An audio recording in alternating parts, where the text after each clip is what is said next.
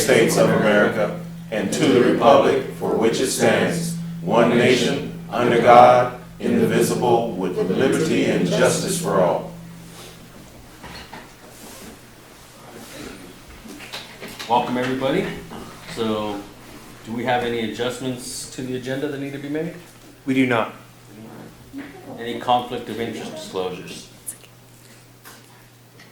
We do. And I don't see anybody from the public in the audience, so no public comment at this time. Did everybody get a chance to review the minutes from last month's meeting?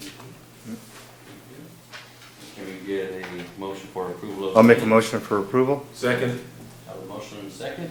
All those in favor, signify by saying aye. Aye. Anybody opposed? All right, ayes have it. Okay.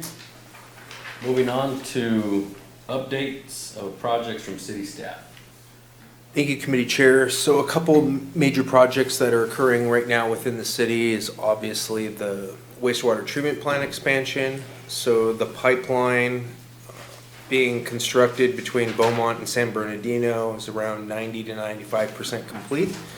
So most of the line is in the ground, and I think there's a couple missing sections related to going over or under creeks, those types of things. So those are the most challenging, and they require permits from the federal government. So we're getting those in tow, and as soon as we get those, we'll go ahead and link up that pipeline. The remaining portion of the facility, so the facility in town, is going well. And I think the assistant city manager had explained to council that we're on track to definitely meet our regional board requirement of completion of the facility. But we're looking for maybe June or July of this year where that thing's going to be online and operational. From my perspective, that's a huge undertaking and a project that some thought was impossible and that we would not be able to complete that. The size of the project, the magnitude, and the complexity of it was definitely a challenge, and I want to applaud the city manager as well as the assistant city manager and all of her staff throughout the Public Works Department and treatment plant crew, because they've done a phenomenal job on progressing the project until this point.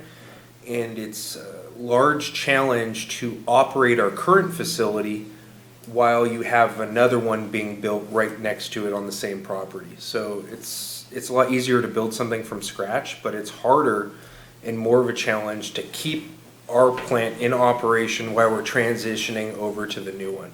So that's been a fun one for them to kind of go through. So we're excited about that. There are some other projects going on in terms of some large infrastructure design, which is on Pennsylvania in terms of the widening and getting kick-started in the near future on design for Oak Valley Parkway interchange.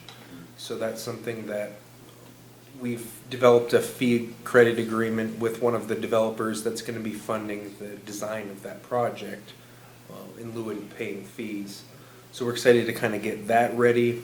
What did you say, the Oak Valley widening? Oak Valley interchange. So everything, yeah, widening that bridge plus new ramps. So that's exciting to get moving. I think a couple people have at least asked me, why do you design a project of that size? Why are you spending millions of dollars on that when you don't have the money to build it? And that's a pretty good question to ask.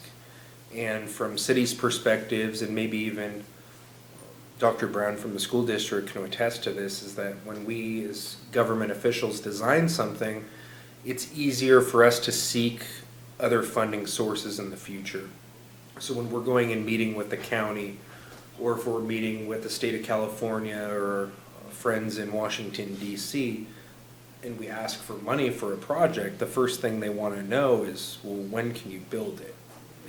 Are we talking about money you need in 10 years or money you need tomorrow? So it's a lot better for Mayor Santos and Mayor Pro Tem Laura to talk to these people and say, look, we've already invested in our community in regards to this project, and we've spent a lot of money designing it. We're ready to go, and the project's shovel ready. All we need to do is get you to kind of help us or assist us in terms of our funding.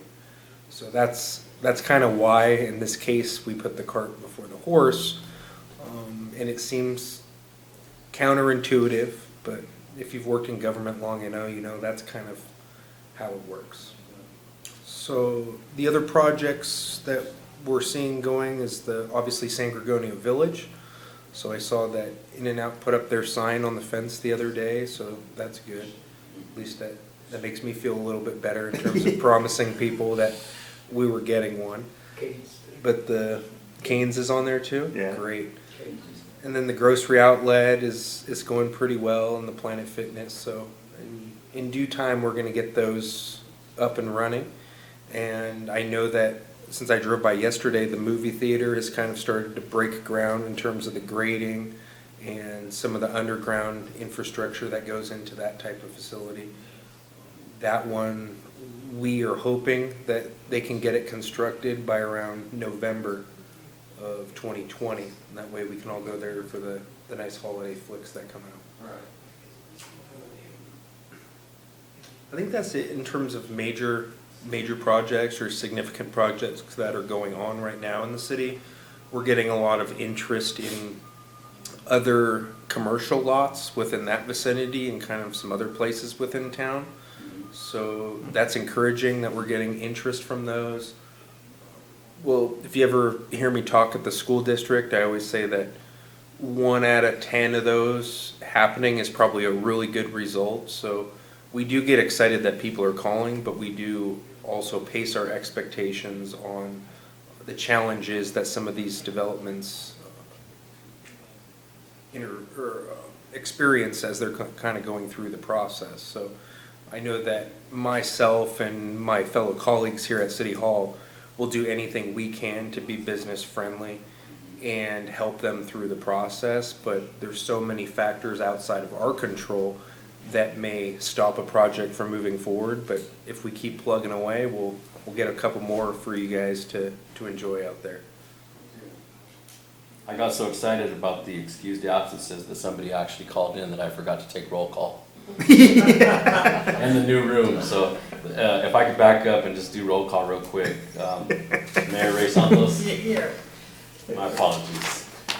Mayor Pro Tem Mike Lara. Here. City Manager Todd Parton. Economic Development Manager Kyle Warzinski. Here. Bernie Beland, I'm here. Evan Brown. Here. Vaughn Lawson. Present. Eddie Rader did not make it. Kimberly Stars, we're working on that. Karen Wheat. I'm here. And Angelina Segovia. Thank you. Sorry about that, guys. No worries. Do we have any other Um, reports from city staff? Ashley, is it possible, do you have any updates on the 10 upgrades that are going that you could share with the group? Thank you. Come up here because I don't want to be on that big camera.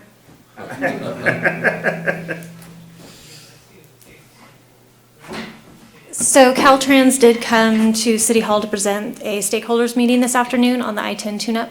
So that is beginning. It starts in Pennsylvania and goes all the way to the 111. So currently they're doing median work, so there should not be any impacts to traffic, probably until late April or May.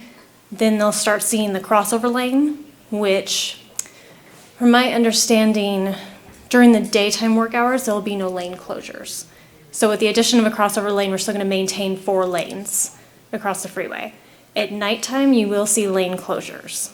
So we have our information on our website. We have a little item that goes to the I-10 tune-up, the 60 truck lanes, the 60 swarm, and then a link to other Caltrans projects in San Bernardino County. So that's all available on our website, and we send out periodic updates if there's going to be significant lane closures. So we notify our residents via our construction updates and social media. Thank you very much. You're welcome. Can I interject on this? Just correct me. No, you could go ahead and on that project. We had the conference. Press conference on last week, last Tuesday, on that. How this work? They all start from that Pennsylvania towards eastbound up to 111. Just figure out that, and then they have to come back west west on that. So you will expect that, there will be a small delay and everything. That's right, there will be a crossover, especially the crossover will happen on the Main Street towards to Cabazon side, because there will be a heavy traffic on that side, but it will happen only at night. That's correct. They will reduce it to 2 lanes up to 1 lane. It depends on the magnitude of the work in there. So we will feel some of the people that panic. There will be constructions in there. They might use our side streets, but the CHP, the Caltrans is aware of that they will be around to assist us. And then we did ask for some of the arrow, the tour and everything to assist us, especially on the 79 Beaumont Avenue, and because I will be hitting the eastbound going eastbound on the interchange of 79 going 10 east. So there will be a slowdown in there. It still is psychological. So they might be using the First Street, using the Pennsylvania and Highland Springs. So That does bring up a good point I forgot to mention. There will be ramp closures. yes, And those closures will be for 10 days, 10 consecutive days. So that does mean Highland Springs. So at some point, that will have an impact on traffic. Yes. So they're not diverting directly onto city streets, but when a ramp is closed, they're going to divert to the next closest intersection. So for us, that may be Beaumont Avenue. So we're trying to schedule a meeting with our Caltrans ambassador so we can discuss the left turn arrows for east and westbound traffic at 79 and Beaumont Avenue. Because it'd be imperative that we get something going on that project. Once we see these impacts on Highland Springs, it's going to be even more impacted in that area. So we're working to try and get those installed as soon as we can. But that is going to be an issue we have to work out with Caltrans as it's in their jurisdiction. yeah. I'm excited about that, because there will be really clear after the project. But there will be, 2 to 3 years project? And I think they said it's a 2-year project. I believe. 2 years project? Yeah. So, expect that, Now my question is, I asked Terry about this, from Pennsylvania to, Calamasa, when they gonna touch that? When they gonna have a project on that? She said that because of the interchange of the 60 and 10, and then we have a project, Kyle mentioned, the interchange on the Oak Valley Parkway. That'll be beautiful in there. And then there's another project coming up on the Cherry Valley Boulevard and 10 Freeway, and that's being designed also, being discussed actually, to have an interchange on that side. So there's a lot of things going on, a positive side on Beaumont alone on that. So, thank you. One last thing. Go ahead. Sorry, and it's not for the 10, but for the 60 truck lanes, they're anticipating the westbound lane closure, the 6-month closure, Yes. will be coming to an end by around March 5th. So we'll be back to 2 lanes in each direction. There will be no, did they say will they close down the eastbound to 1 lane at some point, or? They didn't mention that. So there will still be periodic closures as they do work, but the 6 months closure will be coming to an end. Thank you. Is it possible, when you talk about the left-hand turn lanes at Beaumont Avenue, that we also see if we can't add to that the left-hand turn lanes at First and Beaumont Avenue by the ARCO station? I'm sorry, that's the one I was referencing. Oh, okay. First and Yeah, Beaumont, sorry. yeah. Sorry, I Okay. think I said. Yeah, that'd be great. First and Beaumont, yes, because Okay. we have it going north-south. You have the turn arrows, but they're missing going Yeah, east-west. that's a scary intersection. And the reason the city hasn't done that is because it's a Caltrans interchange, not a city of It's Beaumont. technically Highway 79, so. Right, thank you. Thank you very much, Ashley. Any other questions from the committee for any of the city staff? Any other comments? Can I, on Kyle, the design he's talking about, we're discussing, or we're talking about on the Oak Valley Parkway. I don't know if you've seen the design. If not, probably we need to give them a copy. It's in public, because us, as on the council, I think you have to be well informed on that. And we're looking around now, probably 5 years, 10 years, or 15 years to complete that. Kyle saying that he's right. We don't have the funding to build, but we have a funding for the 6.3 million to complete the design. So we're looking really going forward in the city on this. So there's a lot of roads and activities on the city, what's going on right now. So probably, Kyle, we could share that to them? Yes. Okay. Have you seen it? Seen the design, you guys? No? Okay. So I think we owe you to see that, so you know what's going on that interchange. Okay. Do you have anything else on the updates for the projects for the city staff, from the city staff? Seeing none, we'll move on to item 3, downtown specific plan. Where were we at on that, Kyle? Was that the last item we had moved up on the agenda, right? So the committee had asked to discuss the downtown specific plan as well as some innovation aspects to that at the last committee meeting. So I went ahead and put it on this agenda. If you're interested, the laptops in front of you are touchscreens, so you can move along the agenda to kind of, so it's not stuck in one place, or I'm not controlling your personal computers. I'll just control the other main screen, which you can look at as I bring up the other PowerPoint presentation, assuming I can pull it off, because this is the first time I've done this one.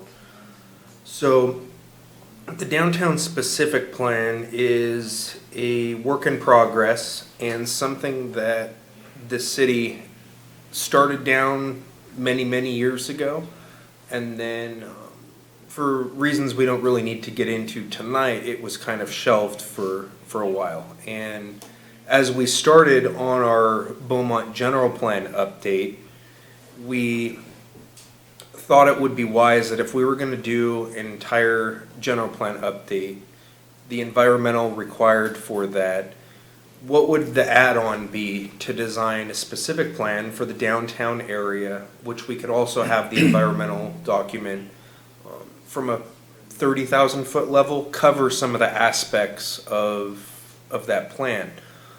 As you may or may not know, when you change land uses and when you change densities within a city, the California Environmental Quality Act kicks in and you have to study the impacts that we are creating just by slating land for that type of density or height or those types of concepts. So lucky for staff, council chose to go ahead and fund that component.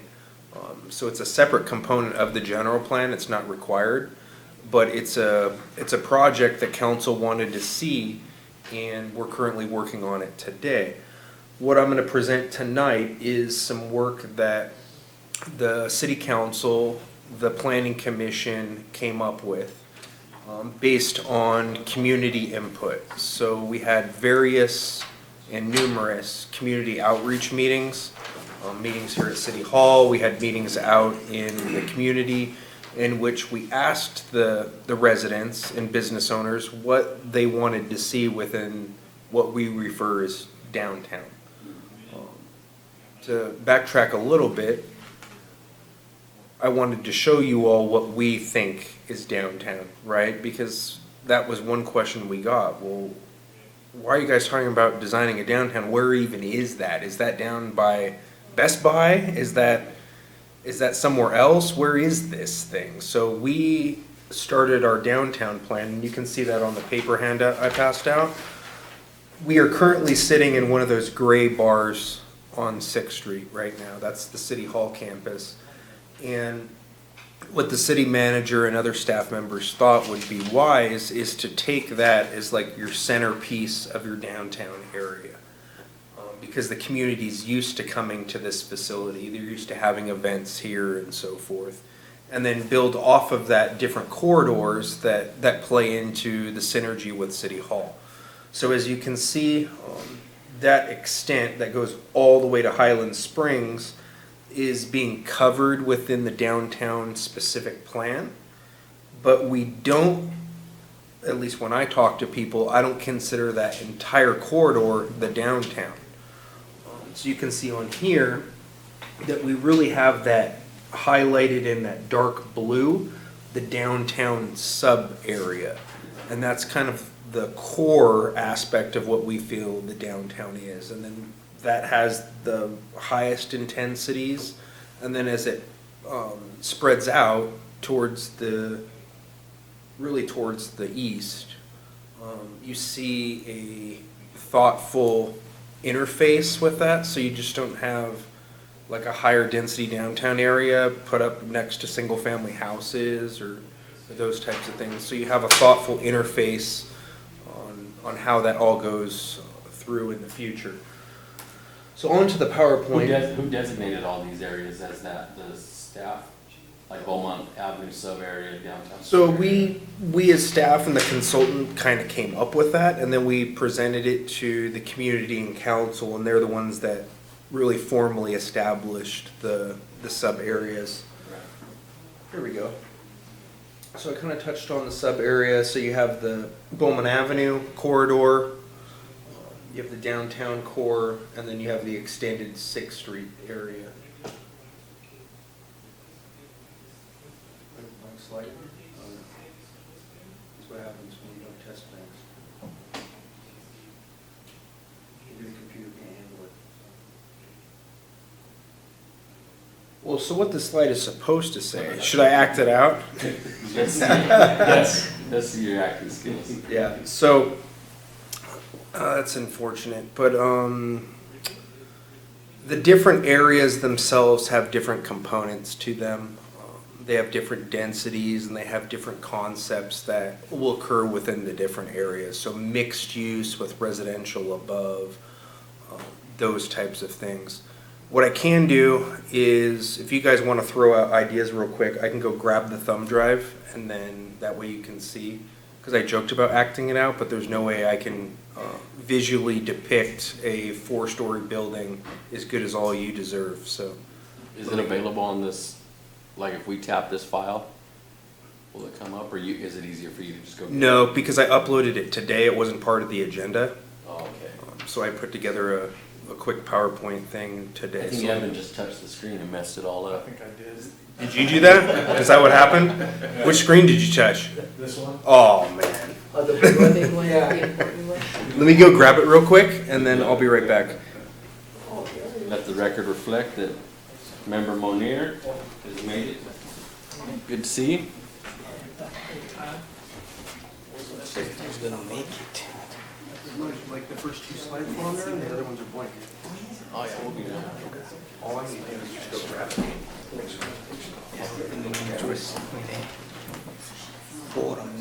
What do you guys think? What does the committee think of the sub-plan? Or the whole, I don't know what we're allowed to, what input we're allowed to put out there, but I think it's exciting to think about having some input on how the city could look in the future, whether it's just an idea or, you know, Yeah, we need something. upgrading. This is what is current, right? This is currently what it looks like, or is this the plan? The handout? Right. The handout is a proposed plan and the zoning associated with that.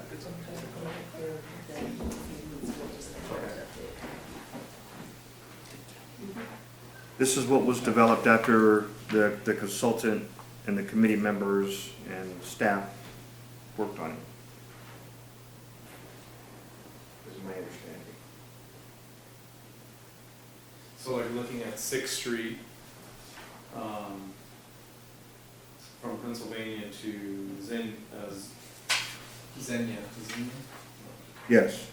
So all that along 6th Street is mixed residential use right now. Yes. Is that right? That is, yes.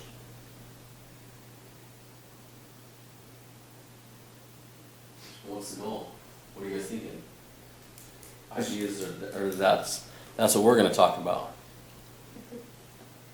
What do you guys think? Actually, the way I see it, the specific plan, I mean, even 2 years ago, I like to see, that's why there will be restructuring the Beaumont Avenue. We will pave that. I mean, starting this actually next month. And so this is the time that we could design the Beaumont Avenue from 8th Street to 5th Street and there.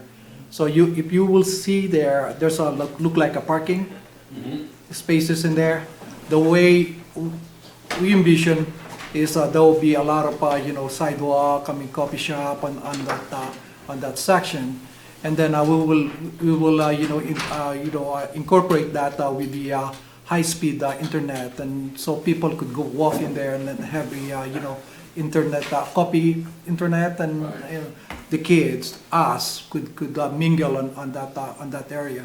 So that will be really a pedestrian friendly up to from Beaumont Avenue to Palm, Beaumont Avenue to towards the I think Wellwood.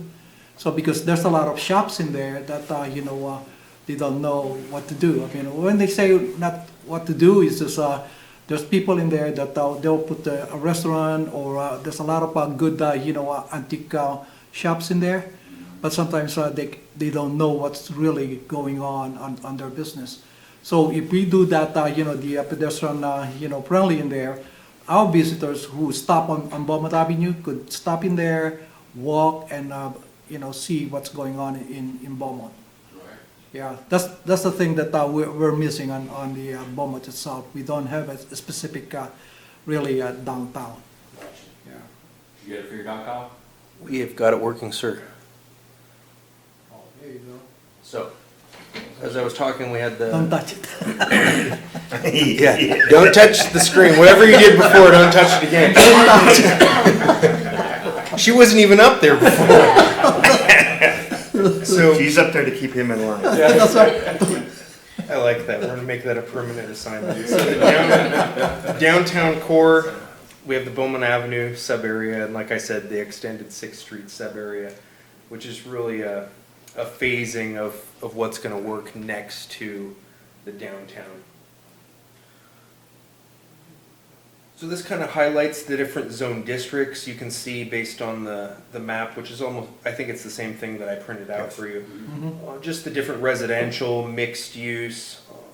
Typically, we as planners kind of refer to mixed use as a combination between residential and commercial, whether it's service or retail within the same floor plan or footprint on the same property. You can see our public facilities, and as you get further over towards Highland Springs, you'll see local commercial, which is typical of kind of what we have going on. But what you obviously don't see is a higher density, big box commercial stuff right next to a downtown, right? So that's that interface I was describing. Kyle, can you back up 1 second? So when we're looking at the 6th Street mixed-use residential, is that a combination of commercial and residential in its mixed use, or what are they referring to there? I believe that is the combination because it's fronting 6th Street. Right. So I think that's gonna have your shops on the bottom per Right. se, and I've even seen, and I'm not saying it's gonna happen here, but some cities will have service and retail on the bottom, office on the 2nd floor, and then the 3rd or 4th floor have your condos or your apartments or those types of product. And the way all of it's zoned right now, is there any proposals for changing the zoning, or they're all good the way they're zoned? Well, see, this right here, this map is the zoning that will be in place once the general plan, the specific plan are approved. Oh, The current zoning today, it's a really good question. The zoning today is really that red over there across all of 6, which is just any type of commercial use, any layout of buildings. And that's really why City Council wanted the specific plan, is because now we have design guidelines. Now buildings need to be built out at the street as opposed to parking in the front, which historically has been what's been developing here. And there's nothing wrong with those projects. It's just not how you create a thriving downtown, is walking down a street with a bunch of parking lots and then buildings set back 50 feet. So that's kind of where we're at today, is by changing the zone and creating this plan, when people want to develop within this corridor, now they have set criteria they need to follow in order to do so. Where now we can ask them nicely, but if they say no, there's no way we can force that. Right. So hopefully that makes sense. So here's the downtown mixed use, 3-story mixed use buildings. This is some renderings on our conceptuals of kind of what it might look like, where you can see landscaping, you can see nice looking sidewalks, but wide sidewalks, right? They're not your 6-foot or your 8-foot sidewalk, because you're encouraging people to congregate and to walk from business to business as opposed to all of us jumping in our cars. And you can see how the buildings are pushed out towards the right-of-way, towards the street section. Here's some more concepts. So then we have the Beaumont Avenue area. It's really a transitional area where this is some of the stuff that we have, but we're really looking for professional offices, limited commercial activities. So the land uses that'll be within these corridors are going to be different than they are today. So may not be allowing tire stores or other types of uses like that within these corridors. We'll allow them somewhere else in the city, but not where you have a downtown. I can guarantee you I've never gone to a downtown that's successful and that is an amazing tire store, right? It's just not something you see in those, and it's because those jurisdictions have already done that years and years before, as they've prohibited certain things, which in essence encourages other development within that area. And then down on 6th Street, we don't need to spend a bunch of time on this, is really a zone that provides for multifamily housing and some mixed uses along 6th Street in Palm.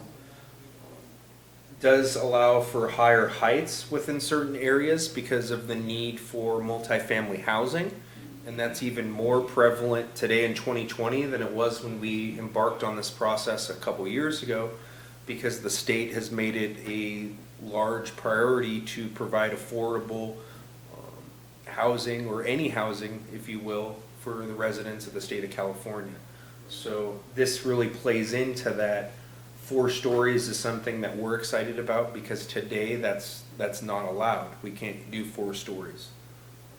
I don't think we do 4 stories in most of town, but definitely not within this area. So that allows for more people, and hopefully that mixed use concept plays out.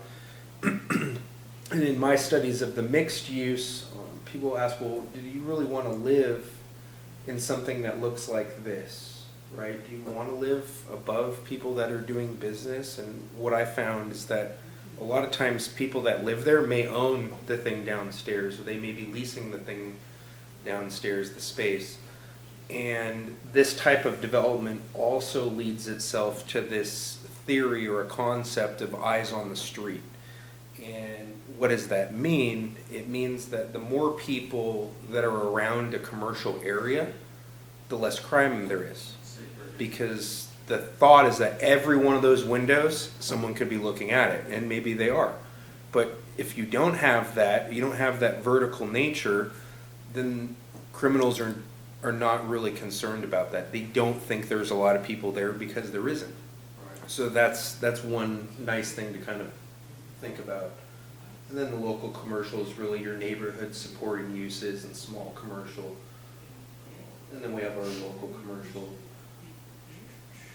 Some residential single-family detached units. Some multifamily, it's kind of what we talked about before.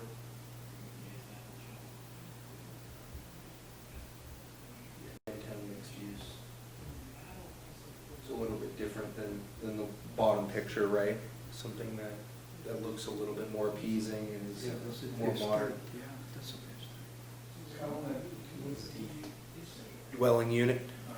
Sorry. It's a planning term. It's a house or an apartment, something like that. 12 dwelling units per acre. Yes, it'd be 12 units, whether it's a house or a condo or an apartment. Yeah. that's kind of how we look into and 12 dwelling units per acre is fairly low. As you can see, I think if we go back, like the 3 stories here is 22, so you start going up, and then what was the 60? These are for multifamily, right? Okay. Yes. So is the city looking for recommendations, or are you guys just giving this to us for our information?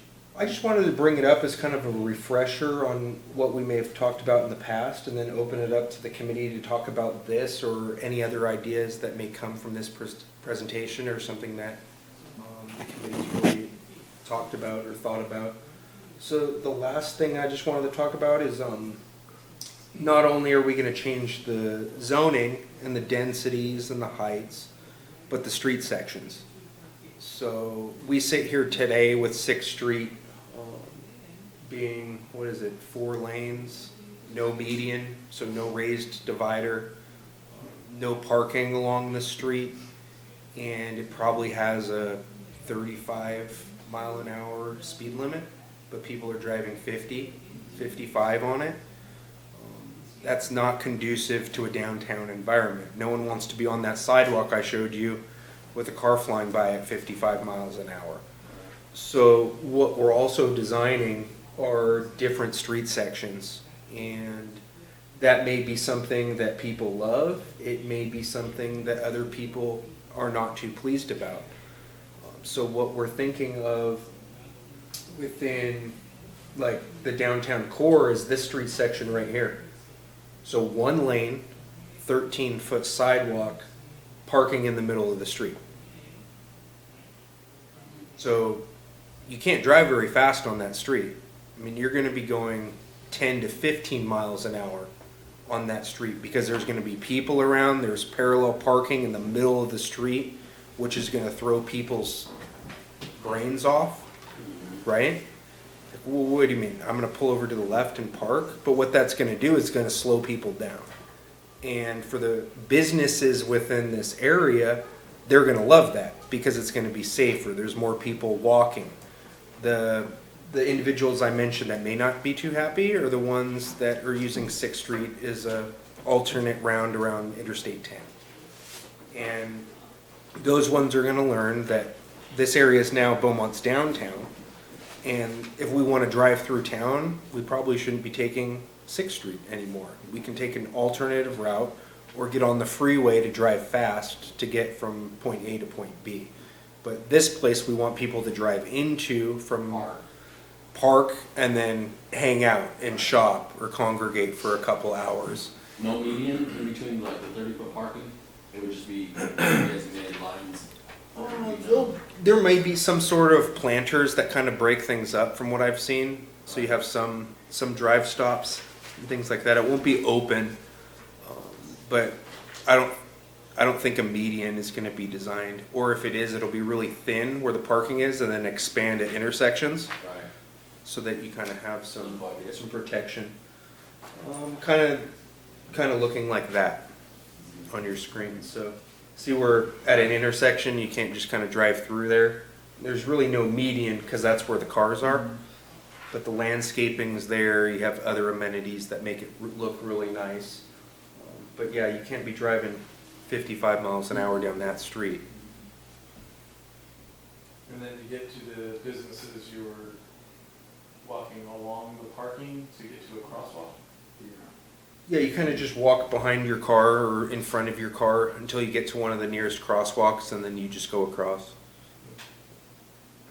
What about the buildings that are already here? Don't we have anything historical that we can't take down? In those scenarios, we're going to have to take a look at them on a case-by-case basis. I don't believe, at least for the most part, there's not too many registered historical buildings, but that's not to say that one may not be of historical significance to people that have lived here for a long time.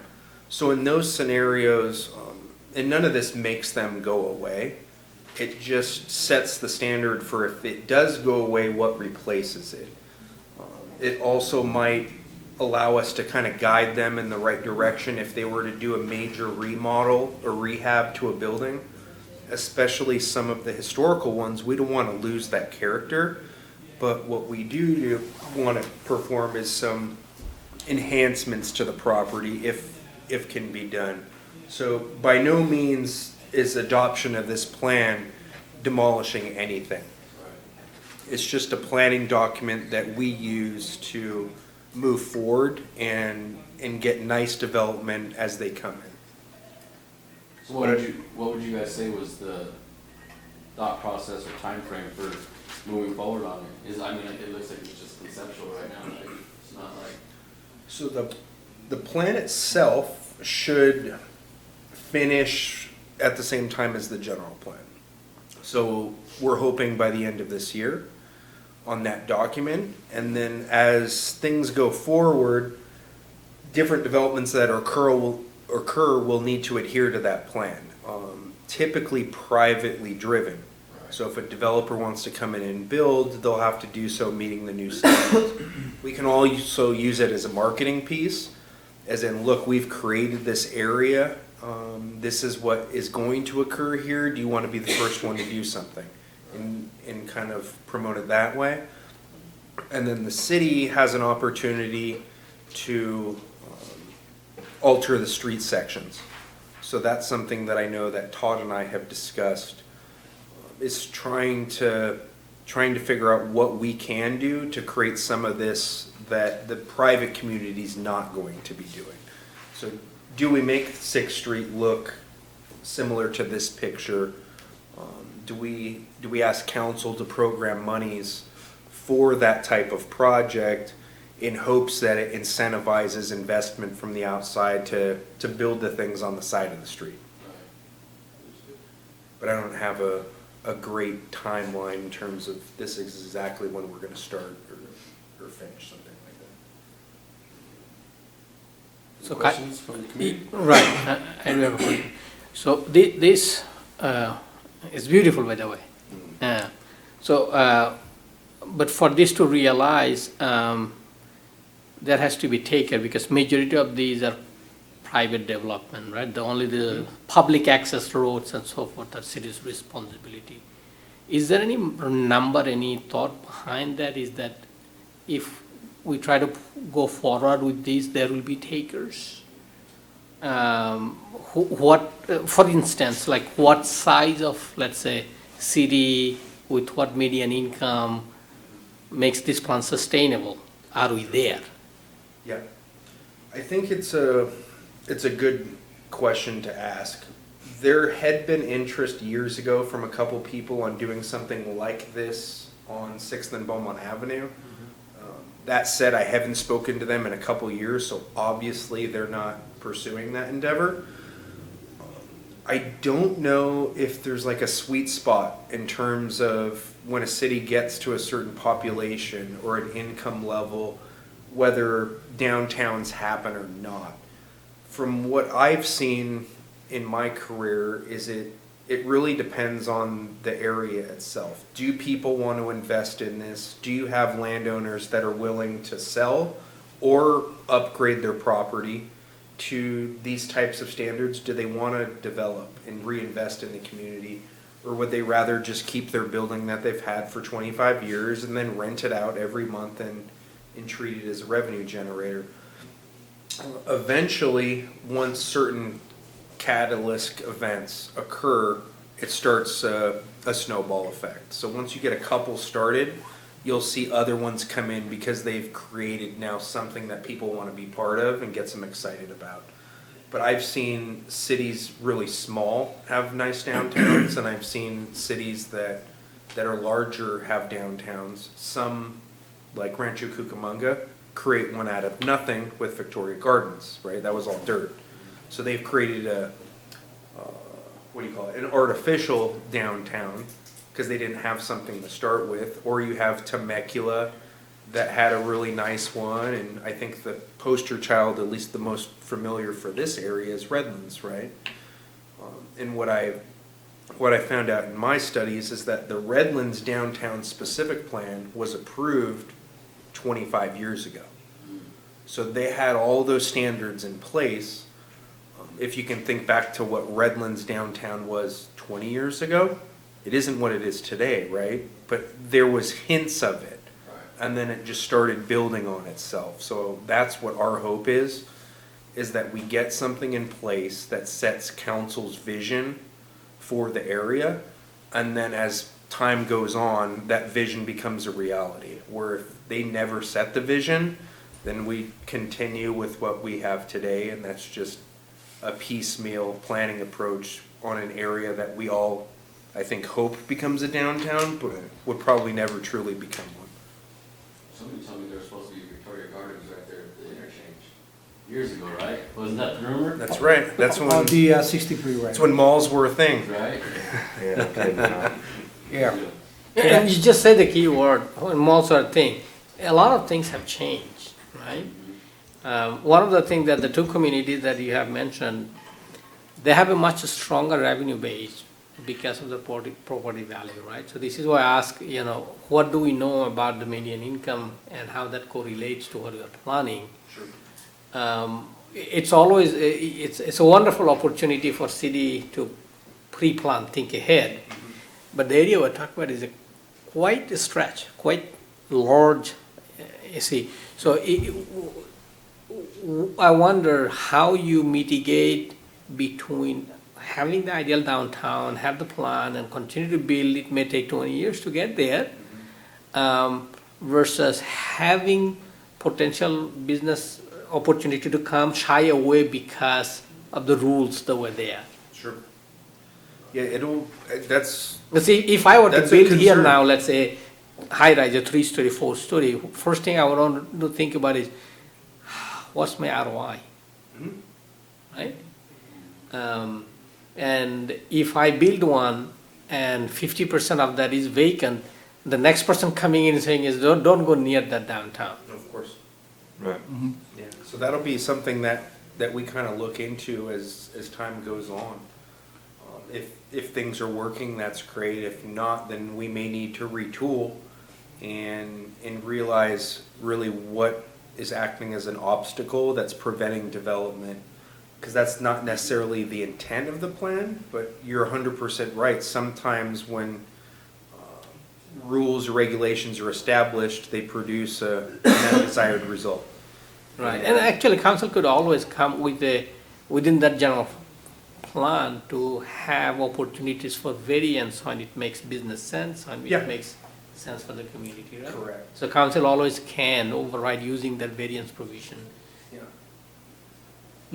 Can I interject? I know where you're coming from, especially on the median income and everything. Right now, as of January about this 2020, and this information is in public. In Beaumont alone, we're almost 78,000 median on the income side, on the Beaumont side. Per capita is around 26,000. So still. You see the difference in there? Yeah. And now, if we're looking on the residentials and then the rental is around 23% who's is rented. And then, there's a 70% on the who owns the property that is not rental. And then just only vacant vacant is only, around 7% on that. So the way I see it, population it's last year was 40,200. Now on the real estate side, right now is 51,900. The count. Yes, the way it works on the government and again it's a different thinking, different information on my my profession on the real estate side is anything you above 50,000 you're urban. You're not rural. We're 48,000, we're still rural. What's the difference in that? Is the funding. The funding, probably he knows this. That most of the developers, they're waiting us to hit over 50,000. And this census will be hitting that. I would estimate around 54,000 on that. So we'll be above that, and then it will still keep on growing. So, on the household itself, we have a household in Beaumont alone, it's 17,200 on this, So it means we're still growing. We have a lot of inventory on the residentials right now that we will grow on this. Now, if you look further on this, sorry guys, I'm giving you more information in here. On the on the household with children, I'm talking about. On the school district, there's a 6,400 household with children. What's the average age in our town? Is 38 years old. So you could see the growth in here. What's the population about, married and unmarried and, the labor force? The white collar job is who lives in here, we're 54%. And then there's 46% on the blue collar job. So we are mixed. It is so interesting to get those information and to share with you. Probably, hopefully, I answer your question. No, you have. Those are the questions I was asking. That I know. Where are you coming from on that? Are you planning the city for what the city needs and wants and can afford versus it's ideal, but we can implement because the city is not ready, right? That's correct. The other spectrum of it is that, as Mayor Portam stated, that there is a big difference between your median income, your per capita income, right? Mhm. So we have a population base, their affordability is probably very limited. So as we develop the downtown, as we develop the business, which the city should for the revitality of the community and making it attractive, the other side of conversation would also have to happen is that are you also remaining affordable for the people who cannot live in the penthouse? Mhm. And then to add on that, the people who drives out of in the area is 62%. So it means, now us here in the council, we're attracting a lot of, companies that could work in here. And that's the thing that, we're working on. Amazon is coming, it will be opening. And we got CJ, we just met with them, is it yesterday? My time flies, man, sorry. Well, it's yesterday, and they'll be employing, right now they're employing less than 100, and this year they'll be employing 200. And 2025, they're on the max of 900 employees they need. And Amazon itself, they're looking around 750, but raised to 1,000, they might be hitting at 1,200 on that. So we need our kids, the high school, the junior high, and everybody, the future is so bright that they could work on this. We're not talking about, a minimum wage. We're looking around a high level of, jobs. That's what they discussed with us yesterday. We were in a meeting with their, warehouse, their office in Port Street. So very exciting. I am excited. When I sit down in here, I saw this plan 2 years ago. That's why I'm so proactive on development, and I like to be part of it. And I know the future is so bright. For everybody, especially looking on the 37 years old median we have in the area. Yeah, it's good to see the city planning ahead, and thank you guys for sharing it with us. Dr. Brown told me he may have to cut out a little bit early, and I was just thinking to myself, I think I've chaired more than my share of meetings, and then I looked on the agenda, and I see that the next item for the agenda is reorganization of the committee, which includes appointing a chair and a vice chair. So before Dr. Brown tries to slip out of the room, I want to make sure that we at least address item number 4. Okay. Kyle? So as part of the annual reorganization process, the first thing I want to do is congratulate the chairman on a great year of meetings. You did a phenomenal job conducting the meetings and hosting. One more year. That being said, there's no requirement for us to change the organization, but it is a possibility.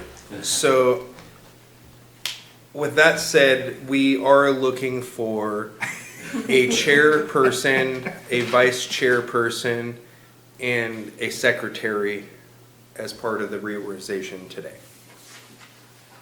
You must, it doesn't necessarily mean that you have to be present to win one of those positions.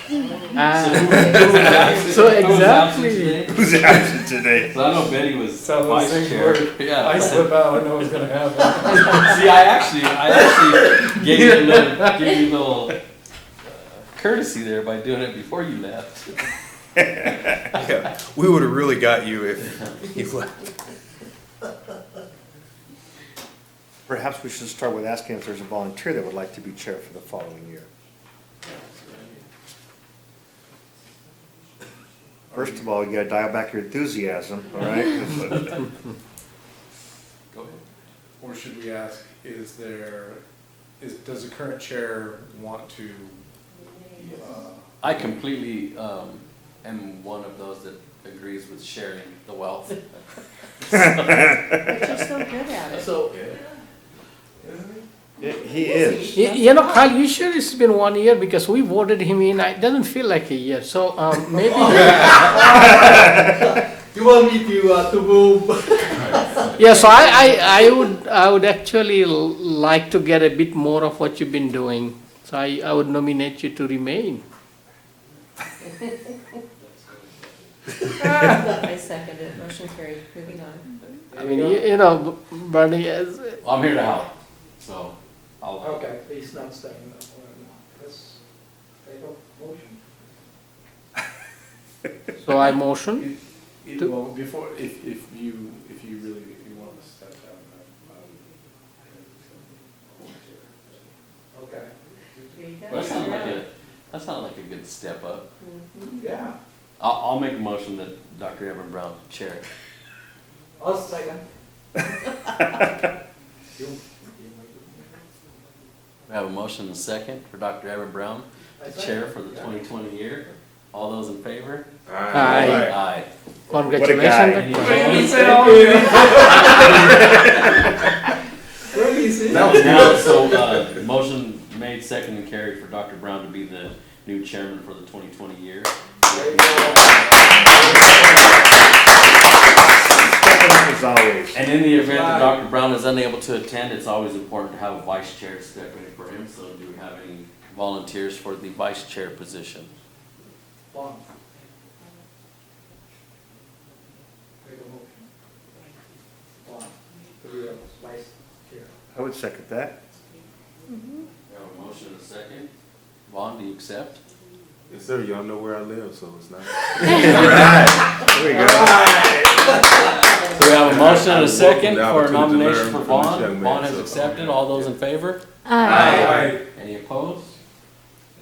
Fantastic. All right, Get congratulations. stronger as we go. Way to go. Good job, guys. 2020. So now moving on, we have topics for future agendas. It looks like everything's still pretty consistent from what we've seen over the last year. One last thing is on that one, it's not listed, but we probably should make sure that we appoint the secretary for the year, just for funds.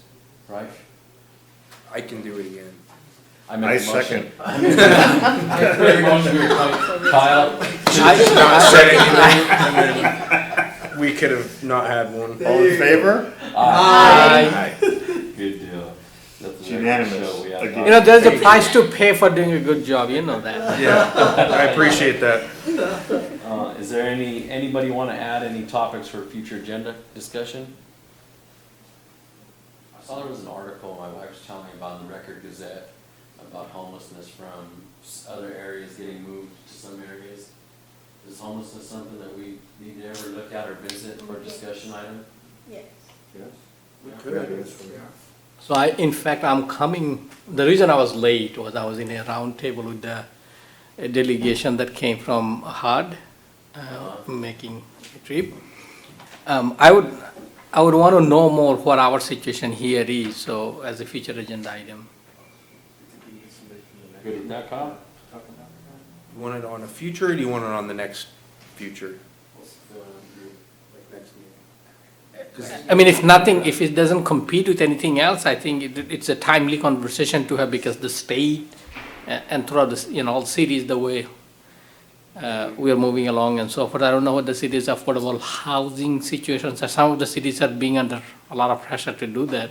Yes, so Right, we as have, well. yeah, we're looking at our affordable housing numbers as well as, I guess you I have, don't personally deal with the homeless count and the homeless situation, but we do have a phenomenal police department that supervises those efforts. So what I can do is I'll go ahead and reach out to the chief and the deputy chief and then see who they may want to assign to come to the meeting and kind of discuss that and run through it. It may be one of them, or it may be a lieutenant or a sergeant that's more in line, or a combination of all of them.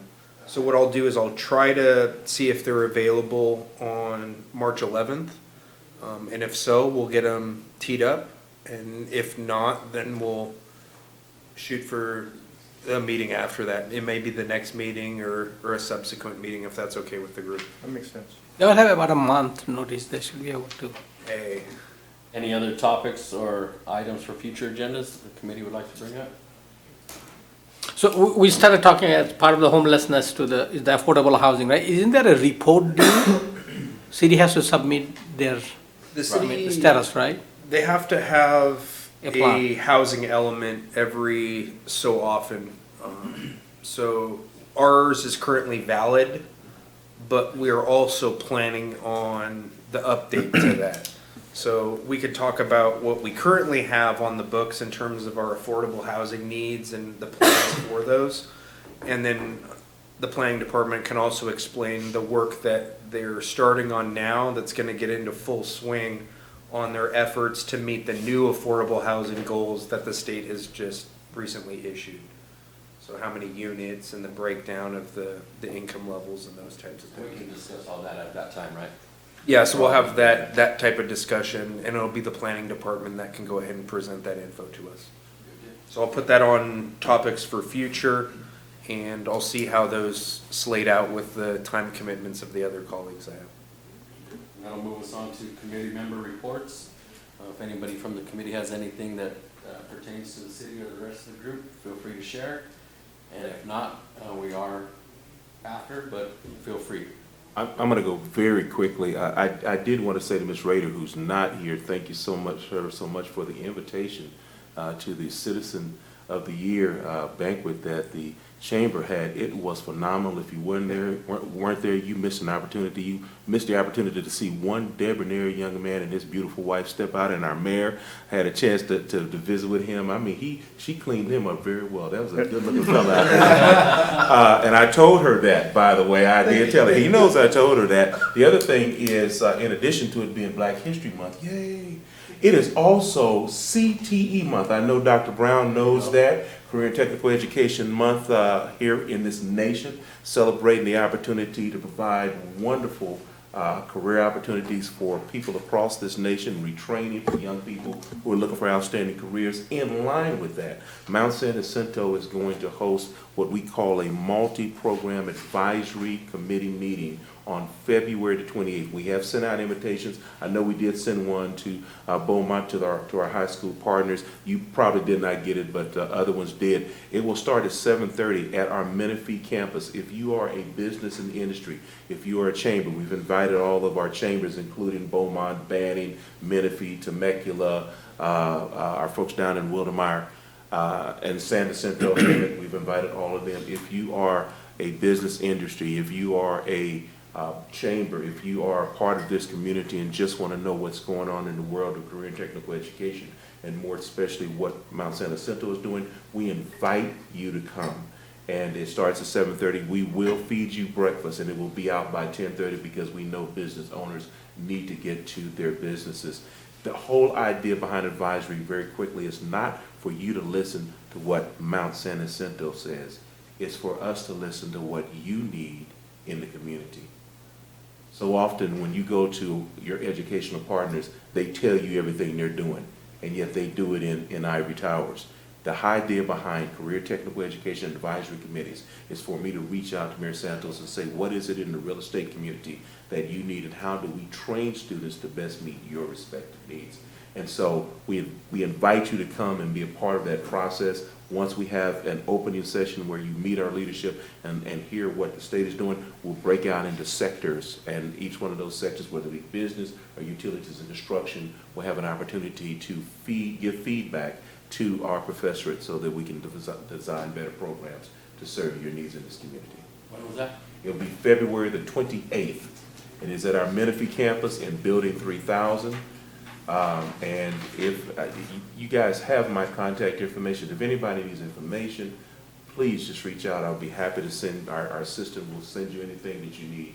And we're excited about this because advisory, as you know, advisory committees have to be a part of every CTE program, period. This is the first time we're doing it collectively to bring everybody in our communities together to have that conversation. So we're hoping to have about 100, 150 people there.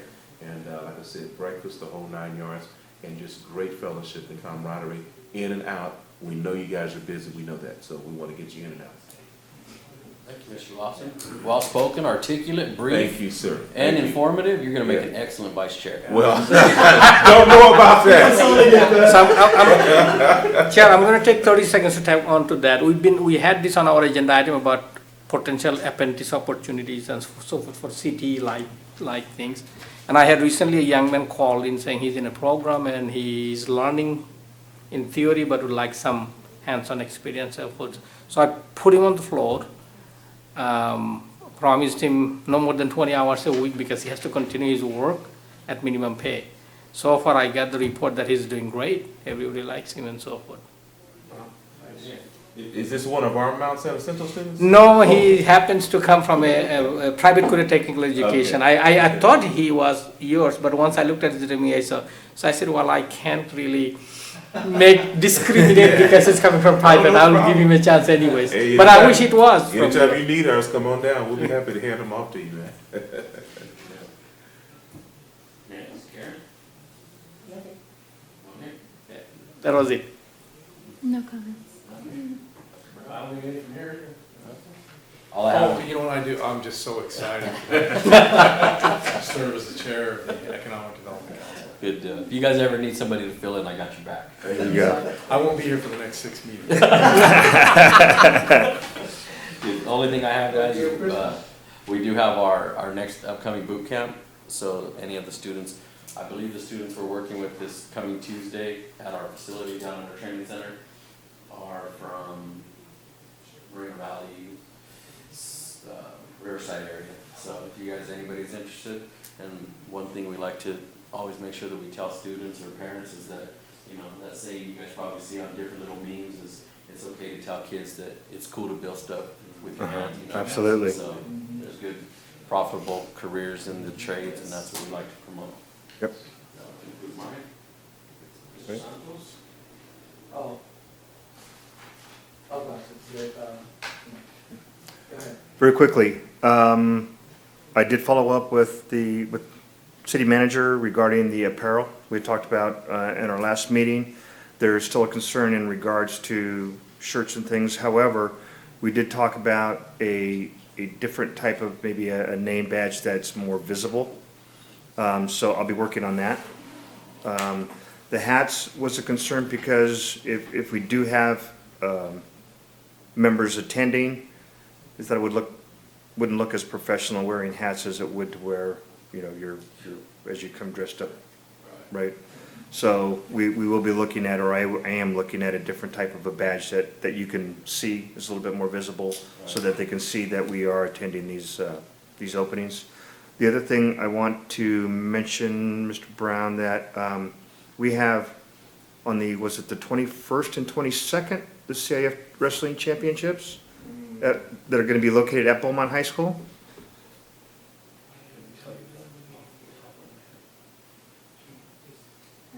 I've got it written down here, sorry. I should have been more prepared, I apologize. While you're looking for that, let the record reflect that Angelina is the only committee member that wore her badge. I got it today. Oh, that's why.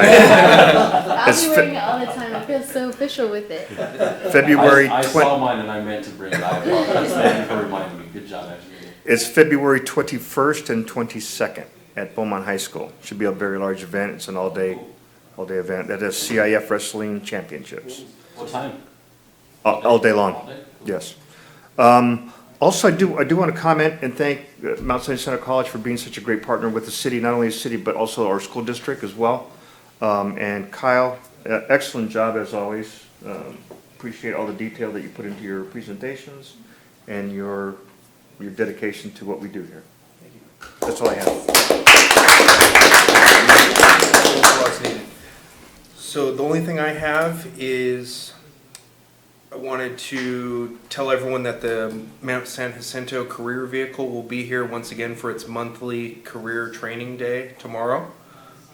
We've moved the location from back here to over there against the street so that it's highly visible.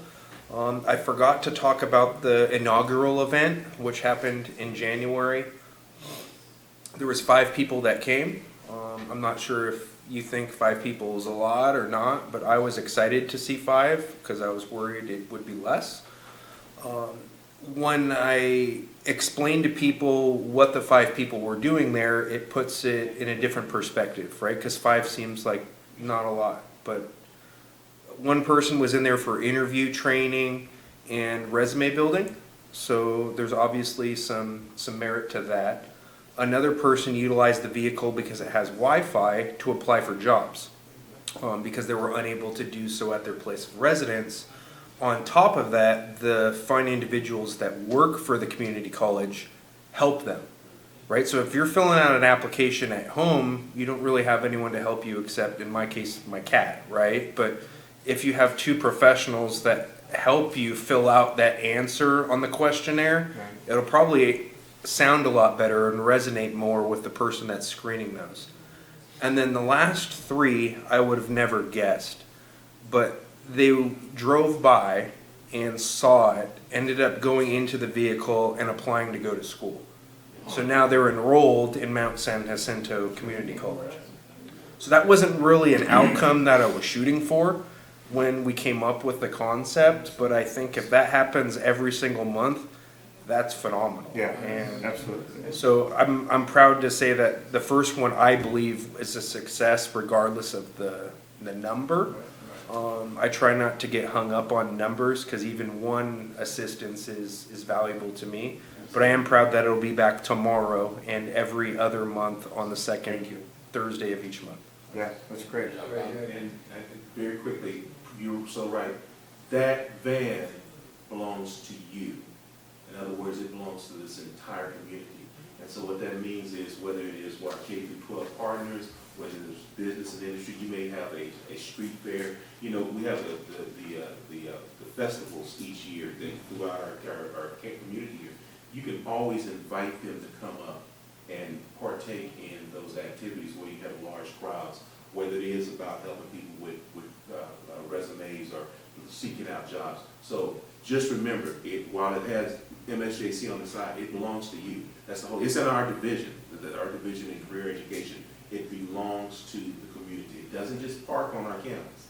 It comes out to you wherever you are. So you may have a huge real estate convention here, and you wanted to be a part of the parking lot just to show off, training in the area. Really, you can do that. Just so you know.